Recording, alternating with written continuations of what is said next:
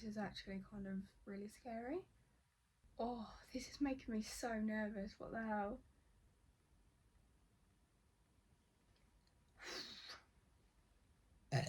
Pardon me. Okay, now I feel more relaxed. Okay, it's not that deep. I'm just sitting in my bed talking about my journey. If I don't want this to go anywhere, then it hasn't got to. Hi everyone, welcome back to my channel. Today's video is going to be a little bit different to what I normally post because I'm going to be putting myself in a very vulnerable position and opening up about my journey with an eating disorder.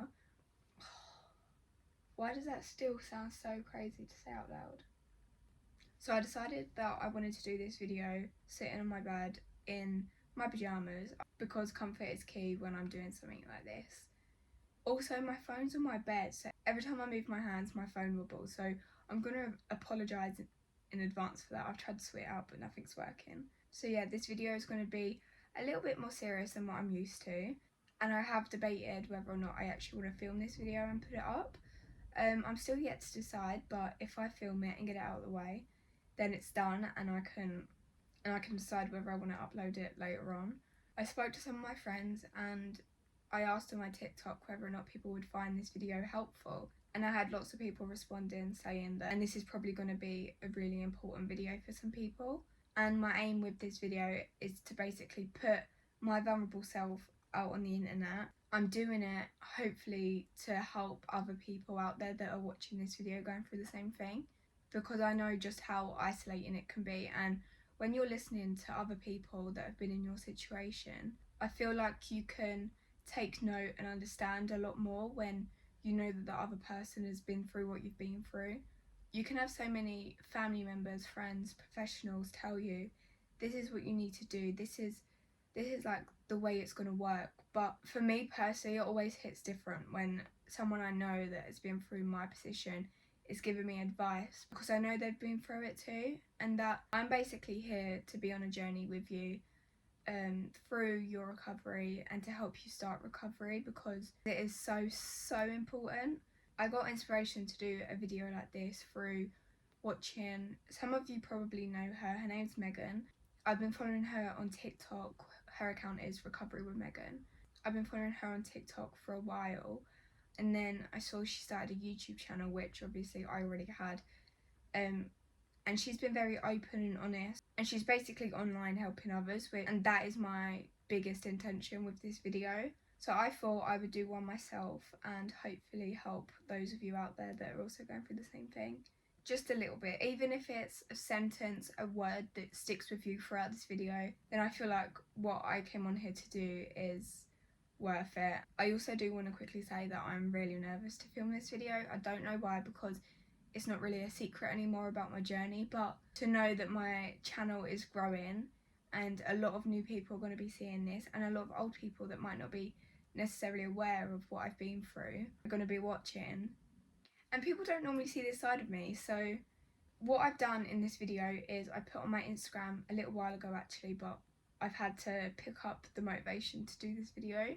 I put on my Instagram a little question box of questions or topic that you guys wanted me to address, and hopefully I can give you some advice, a little insight into my own journey, how I dealt with things, how I am dealing with things, so that it gives you that little bit of inspiration and motivation.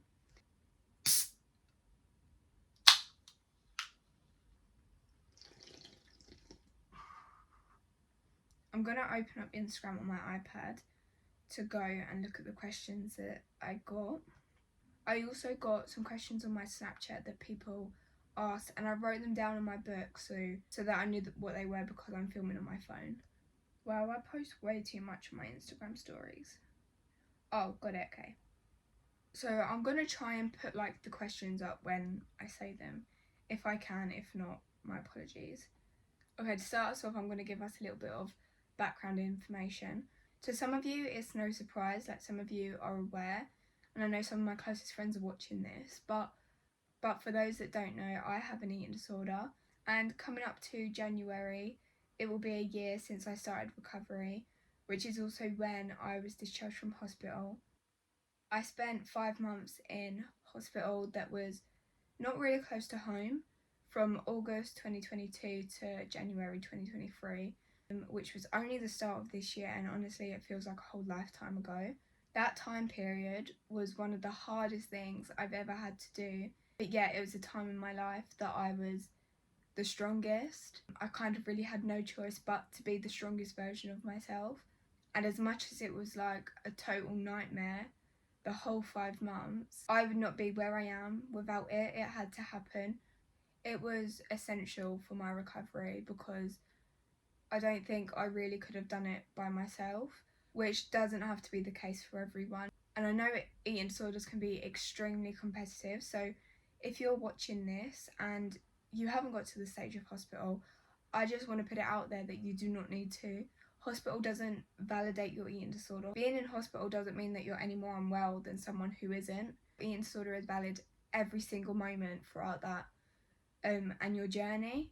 Can't really put a time period on when my eating disorder started. I do know it was years before I was even aware of it.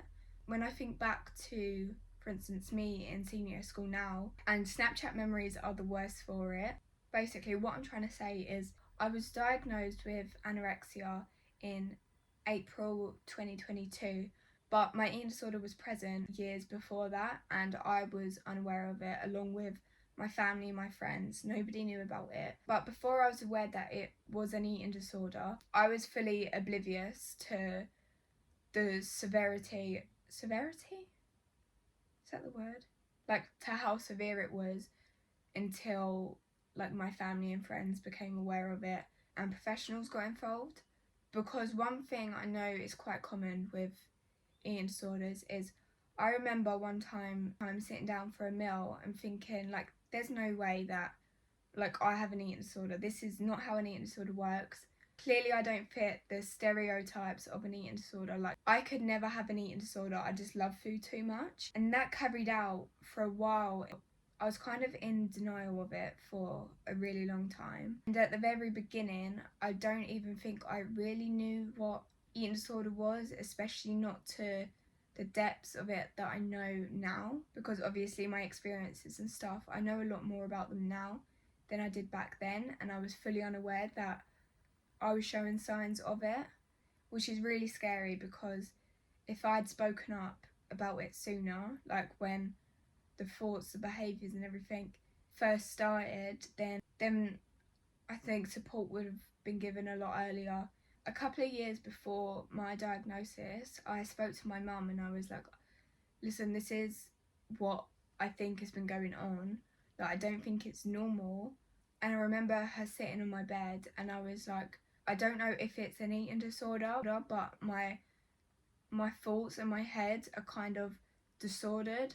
And she done everything she could to help me with that. She made sure that and at that time breakfast was really hard for me, so she was making sure she was making my breakfast, I was having it before school. And then she spoke to the GP and the response that she got was, unfortunately, that's just how a woman's brain works. I think that is awful. I think that is so detrimental to people that are showing early signs of eating disorders and not getting help. That is a prime example of why eating disorders are on the rise at the minute. And I really hope the GP that said that to my mum on the phone has not said the same thing to anyone else, because that can be the difference of getting the help there and then and helping someone save their life, or leaving someone to fall into the traps of an eating disorder, which is never safe.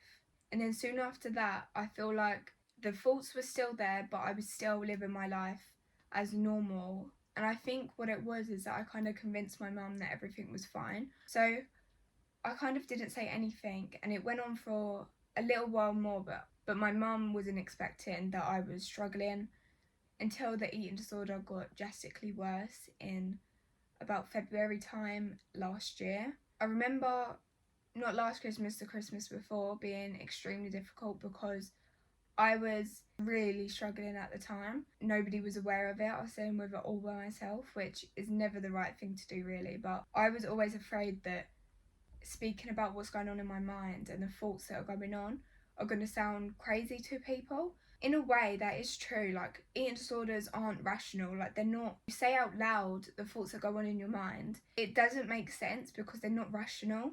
So to anyone that doesn't understand an eating disorder, it's hard to get your point across because they're not really going to understand in the same way. But the best thing to do is try and find someone that will listen to you, that you can be open with, and get your thoughts and feelings across to them, because it can be so helpful.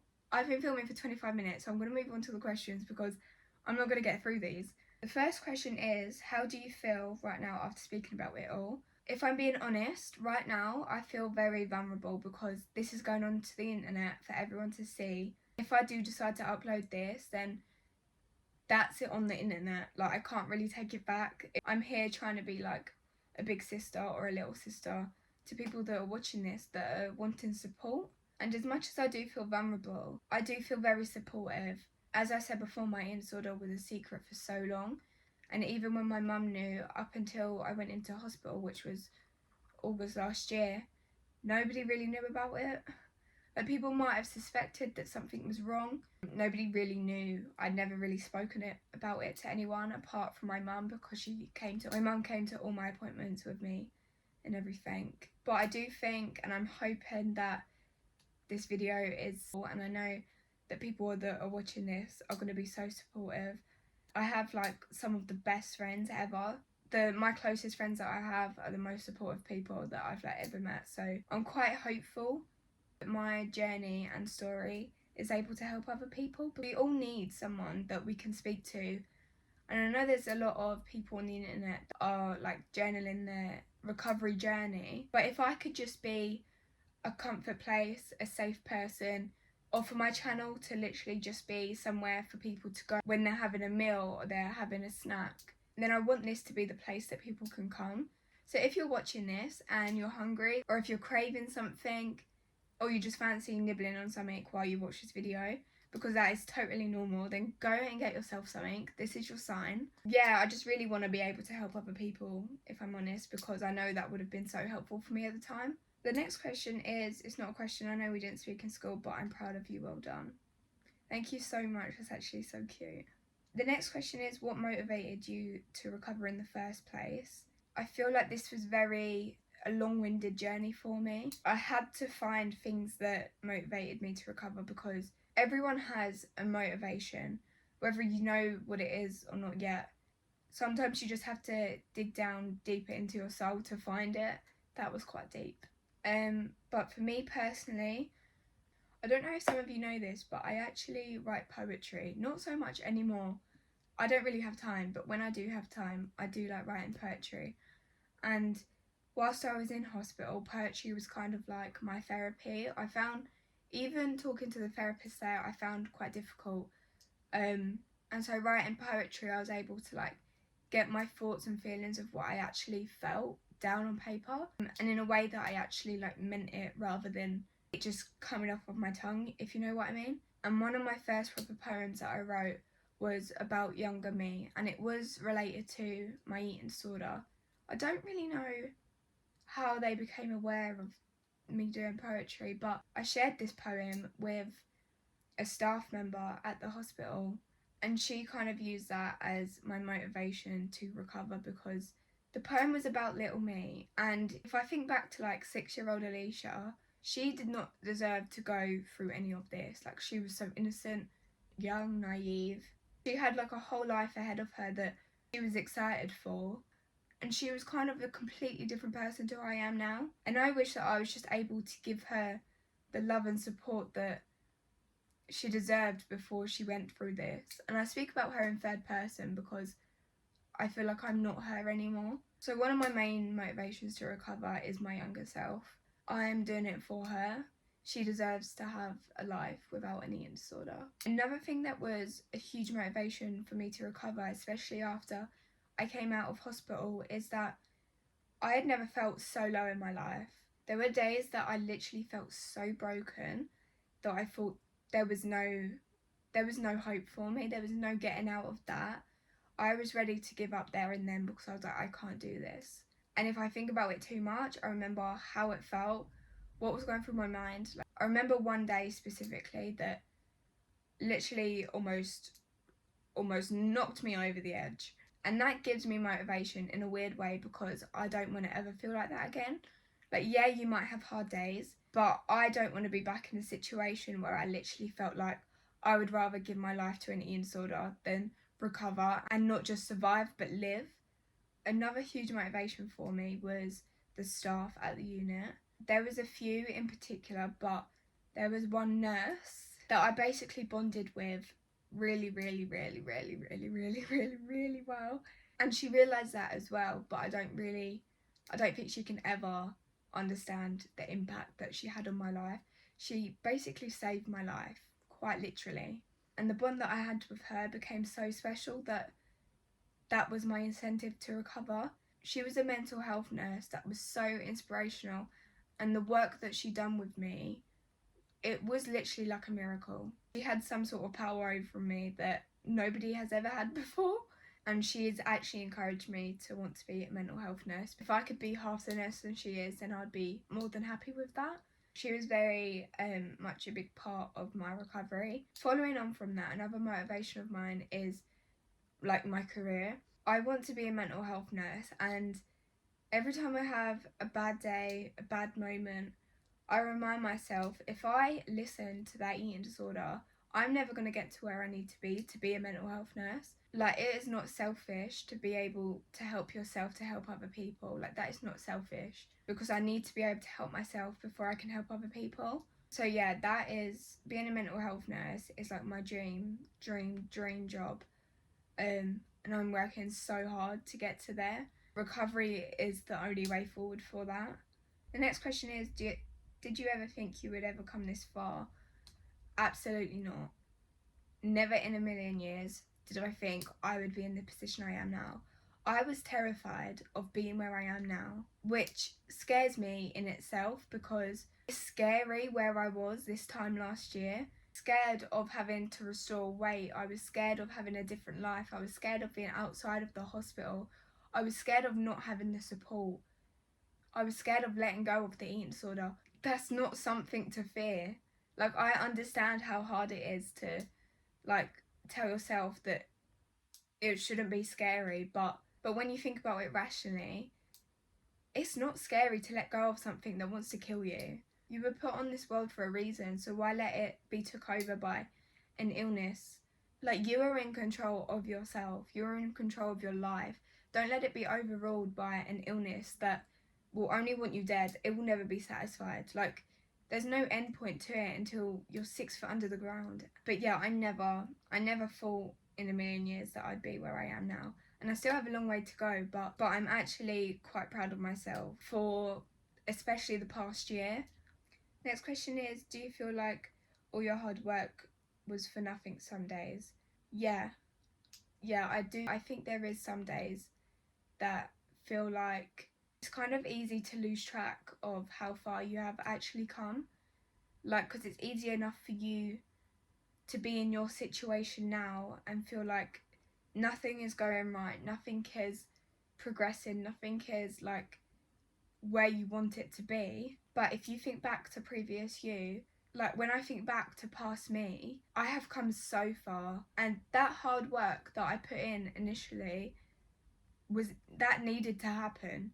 That was essential, and that was so worth it, because even the bad days that I have now, I would still not be able to cope with those and be in my position now if I didn't push through those hard days. So it kind of makes you really grateful that you went through those really tough times to get to where you are now, because as much as it was hell, it shaped my life. Like, it turned it around big time. But I think what's important to remember with that is you just have to remind yourself, like, how you made it this far.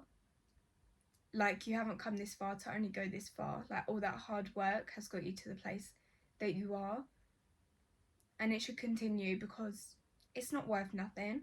There's a meaning for it, and as much as it might feel useless right now in this moment, you should be proud of all the hard work that you put in. Hard work is never for nothing. The next question is advice and thoughts that go along with weight gain. Weight gain can be a let me tell you. Actually, let me rephrase that. Weight gain is absolutely normal and fine, and weight restoration is essential, it's needed. But the negative thoughts that come along with it are absolutely not worth your time. There's just no place in your mind that's worth having those thoughts in there telling you that weight gain is bad and that it shouldn't be happening. So what's important to do with that is rationalize your thoughts. Either say them out loud, write them down, talk to somebody and say, this is my exact thought. And more often than not, you'll realize and be like, that doesn't sound normal. If one of your closest family members or your friends came to you and said that, what would be your reply? Because your reply is what you should be saying to yourself. And if you're in the process of weight restoration, it's so important to remember that one, gaining weight is absolutely fine and normal. Like, nothing bad is going to happen if you gain weight. But two, you're gaining back the weight that you should never have lost in the first place. Like, where you are now is not where you should be. Like, gaining back the weight is like gaining back your life. Each bit that you gain back gives you more and more life.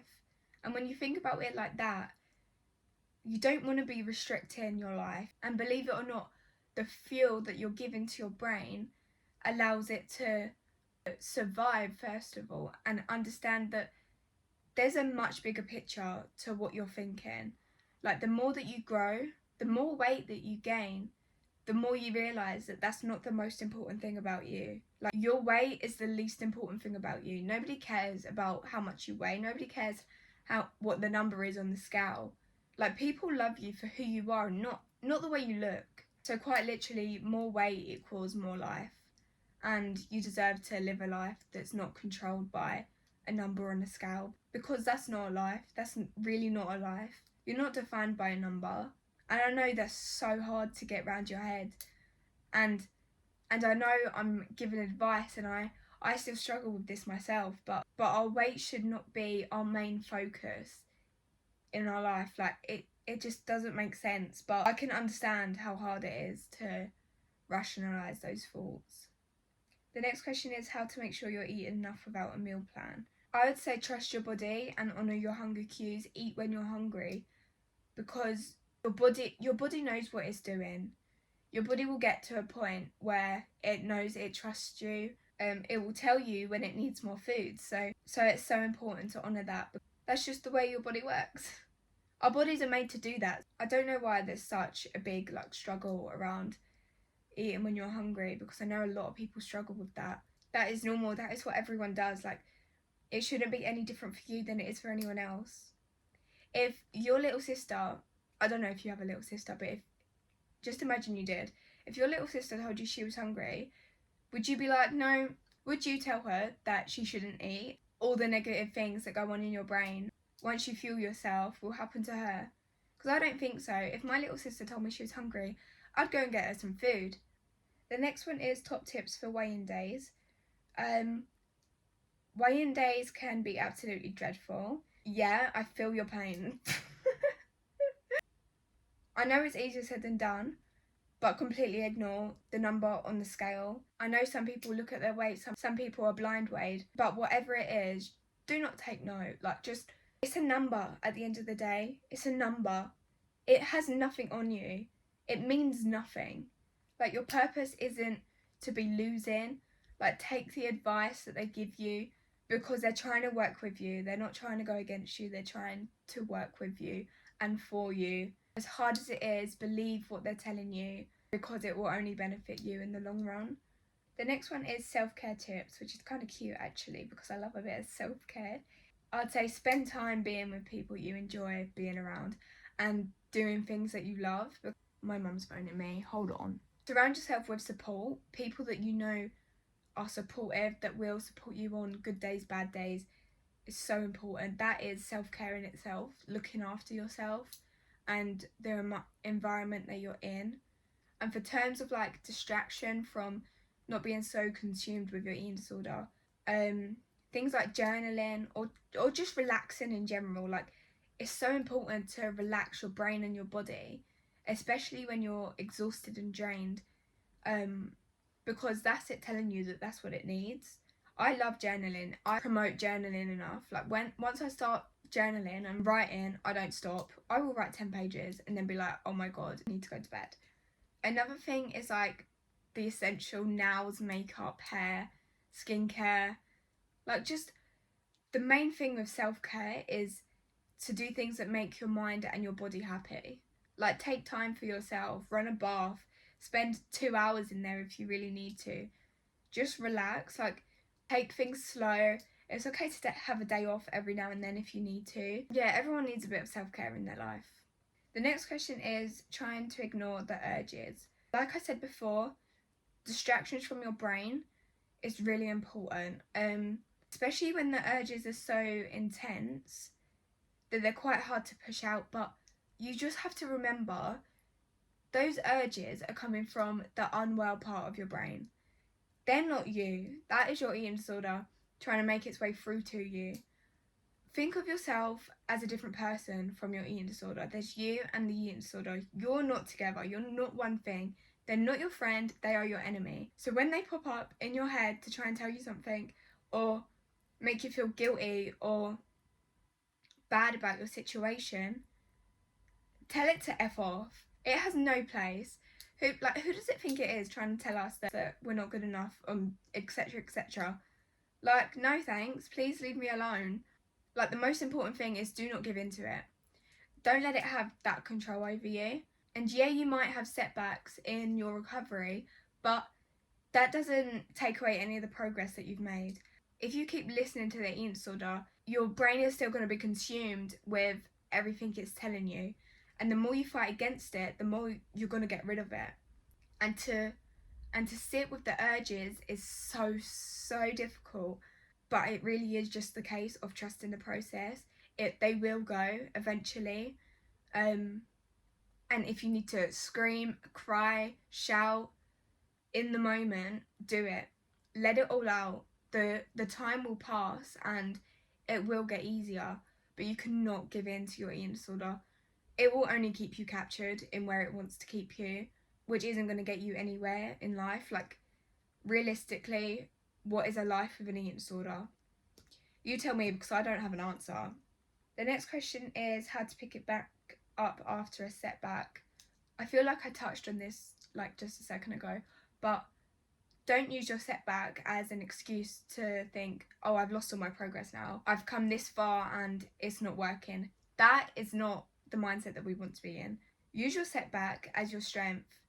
Setbacks are there to prove to yourself that you're strong enough to get through this, because once you prove to yourself that you've moved past it, you've got over it, you've fought so hard to get past that stage, that is your strength. Like, use your setbacks as a strength, because one day you're not going to have those setbacks and you're going to thank yourself so much for like refusing to give up in those moments, because you didn't go this far only to go this far.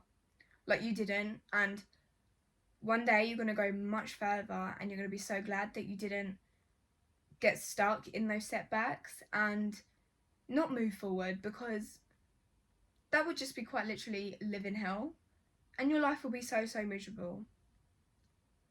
The next questions are actually messages I got from Snapchat, but I can't put the photo up on the screen. But it was, how do you deal with fear foods? I feel like I'm still quite limited on what I have, which it's important to remember that you need to challenge those fear foods for them not to be a challenge anymore. No fear should be food. No food should be feared. Food is food. There's no food that's more harmful than another. Food is not harmful. All food is the same, whether it's a chocolate bar, a croissant, a bowl of cereal, a pizza, a burger, a sandwich, a piece of fruit. Like, it's all just the same. It's all food. It's all just like an essential for you to survive. Another tip for challenging fear foods as well is doing them with other people. I find that that's quite helpful. When you're with somebody else who also is like having that food, it kind of makes you realise, like, if they're having it, then I can. Why should I be any different to them? Like, it shouldn't be unacceptable for me because it's acceptable for them. Because all food is acceptable. Like, you're not an exemption. You're allowed that food as well. You're allowed that food as much as anybody else. There's no reason that you should not be allowed that food. That food is not going to harm you. And try your best not to think of food as numbers. And I know that's so difficult. Food is fuel. Food is literally food. Like the numbers within food, they're basically a made up thing. How can numbers be in food? And for those of you that don't have an eating disorder that's watching this, that might be quite difficult to understand. But for somebody with an eating disorder, we should not look at food and see numbers. There's no numbers inside food. You eat food to feel full. Like you don't eat food to consume numbers. That's literally a load of crap. And that food that you're eating doesn't contain any numbers that are going to be bad for you. Like so important to remember that food is not calories. Like food is to be enjoyed, food is to have fun with, and calories aren't something to be feared of. The more calories, the more energy you have, the more life that you get to live, the more smiles that are on your face, the more fun that you have with your friends, your family, the more energy you have to go out to places that you want to go, the more things you get to do that you would not be able to do if you were consumed with an eating disorder. The next question is your top recovery accounts, and I tried to think about this before I filmed this video, and there's so many that I literally would not be able to name all of them. The first one is Ro Recovery. You probably all know Ro.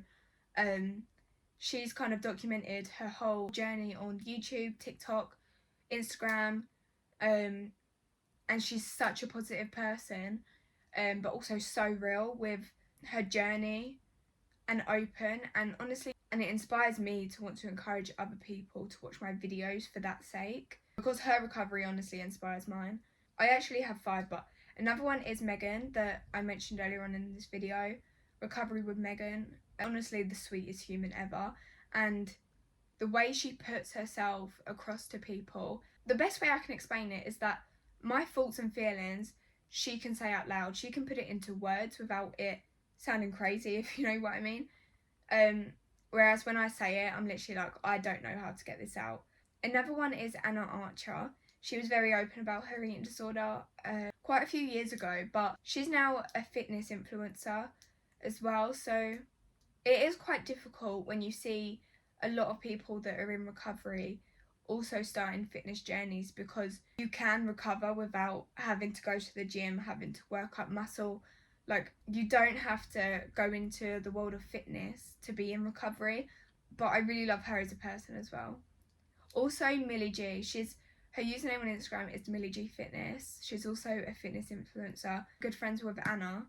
She's always encouraging people to go against their eating disorder and to challenge it, and I find that quite helpful. And the last one I put down is Spencer Barbosa. You probably all have either heard of her or know her. She is a really big influencer on TikTok and the most body positive person that's on the internet. Let me tell you, like, her videos can make you feel better in seconds. Like, I definitely recommend, yeah. You need to go follow Spencer Barbosa, I'm telling you. The last question is what to do when you have no hope. I feel like this is kind of a good one to finish with, because I know how it feels to have no hope. I had no hope that I would make it to the position I'm in now, and look where I am. I'm here. I'm fighting the eating disorder when for so long I thought that I couldn't. And I know that if it's possible for me, it is possible for you. I'm not an exemption. I'm not just someone that's come on the internet and been like, yeah, this is my journey. I'm posting this because I've made it to the other side of recovery. But I'm posting this to be real with you. Like, I'm not some miracle case. Like, it is so possible for you to do the same. And you're not going to realise that until you start recovery and trust the process. Like, hold it out. Even in the hardest moments, when you doubt yourself, hold it out. You're only going to get there if you hold it out. And you'll be so proud of yourself once you get there.